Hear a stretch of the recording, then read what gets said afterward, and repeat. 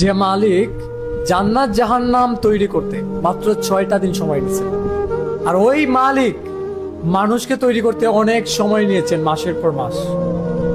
আমরা ওই মানুষদেরকে নিয়ে আমরা মজা করি, হাসি ঠাট্টা করি। আমরা একটা মানুষকে যদি কাটু দেখি, প্লাস এই মানুষটাকে যদি একটু তার রং যদি কুৎসিত হয়, আমরা এই মানুষটাকে নিয়ে মজা করতে শুরু করি। আমরা এই মানুষটাকে নিয়ে বিভিন্নভাবে বিভিন্ন কথা বলি। মানুষটা কিন্তু অনেক কষ্ট পায়। এখন আপনাকে যদি কেউ যদি বলে আপনি দেখতে কুৎসিত, সুন্দর না, তোর সাথে কেউ কি সম্পর্ক করবে, তোর সাথে কেউ কি আত্মীয়তা করবে, এই মানুষটা কিন্তু অনেক বেশি কষ্ট পাবে। তো এই কষ্টটা ইসলামে ডিরেক্টলি হারাম করে দেওয়া হয়েছে।